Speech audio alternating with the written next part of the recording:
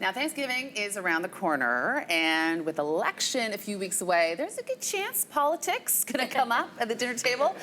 Global News said about how to keep things civil when opinions differ. So experts say it's important to accept that you're not going to change anyone's mind after one conversation, except if it's on the social. How do we navigate these topics? I actually love getting into it when I'm around a dinner table with people that I love, especially family and close friends. I think it's actually the best time to talk about things, and it's the best time especially if everyone has different opinions, or slightly different opinions, shall I say, because I think more often than not lately, we're living in echo chambers where we have one idea and we're always with like-minded people, so we're bouncing it back and forth, and we're always like, yeah, we're right. Whereas if you have these dinner conversations, like, Andrew, for example, I think I fundamentally disagree with you on 1 or 5, 6 things, but I'm not kidding. This is true, just wait. I would love to have dinner with you because I honestly think it's immediate right now. So you're saying there's a chance? I'm saying, don't you agree though? Like, it's so different for people seeing you on television and saying you things. It would be another thing for us to break bread, have a glass of wine, and talk about things face to face. Like, there's something beautiful about that, I think. And you probably find out that And you probably find out that we agree on many issues. Exactly, and we probably agree on more issues than not. And then I change your mind on just 1 or 2 things.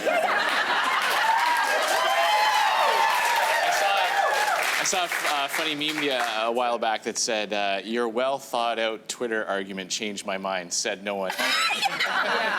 And it does take, a deep dive sometimes on issues. We're talking about economic issues, we're talking about international issues, and those take a lot of back and forth. And it's interesting because my brother-in-law, my wife's youngest brother, ran for the NDP twice in Saskatchewan. So when you're talking about Thanksgiving. family, Thanksgiving. What happens? What goes on? You know what? He and I get along great, and we like it. We like to get into it because he knows his stuff and I know my stuff, and we can go right at it. And we're friendly with each other because we're not attacking each other. We're attacking an idea or defending an idea, and we can keep that off to the side. But sometimes other people around the dinner table think we're fighting, and it kind of has that, okay, this is getting unpleasant, so let's just go back to something we can all agree on, like football and the Riders and things like that. So it is tough, but I think sometimes someone said a while back, we're teaching people just not to discuss it, which isn't really healthy for a democracy either. People should be able to have a conversation without walking away saying, well, I don't like that person anymore because we disagree. Yeah, I mean, I think you can't. You're right. You can't live in your own echo chambers. You got to know diverse people and talk with diverse people, and who better than the people who you kind of feel safe with. I think this show was kind of constructed around the idea of like a dinner party idea. It is. And I think we do come to the table with different ideas. My most rewarding experience, like I've had family members who are very against gay marriage, and I have managed to have that moment where I can tell we've fought it out, and people left the room because they felt uncomfortable. They're like, oh, they're fighting. But I was able to convince people, and it didn't take one conversation, but it took many conversations to see a different light. And I think that that's the most rewarding thing, when you can actually get people to kind of like open up their hearts in a different way. Well, and I think that word, safe, is the biggest thing, that people feel safe to have that discussion, because sometimes, I mean, I'm a proud ally of the LGBTQ community, and I know from having some discussions with some of my friends that going home for them at Thanksgiving and having a discussion about the dinner table, it doesn't exist, because their very lifestyle and who they love and who they want to marry is not accepted in that household. And so I think that becomes a very different kind of conversation. We can have debate. I mean, I come from a full family of lawyers, everyone in my life, mom, dad, brother, sister-in-law, and I'm like, hey, creative. So I get it.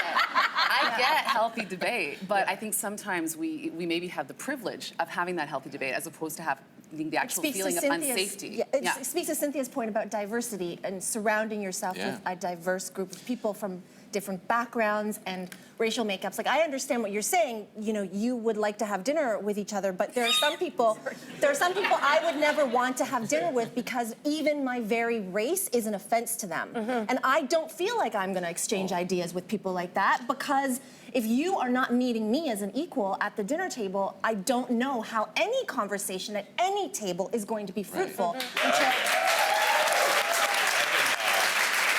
I fully agree with you on that. You know, there are some things that is, you know, some people hold such offensive views that you say, okay, well, look, you're just not if that's what you believe, you're not a good person.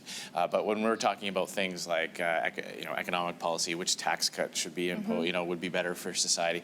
One of the things, I grew up in a very political household where the subject at almost every dinner table turned to current events or politics, and my dad would always start with the meaning of words. You know, we had to understand things. If we were going to hold a position, he would challenge us, and it made me learn more about the things that were going on, so that if I was going to try to hold my own against my dad, if I disagreed with him on something, I better know my stuff. And I think cultivating that interest in things is healthy.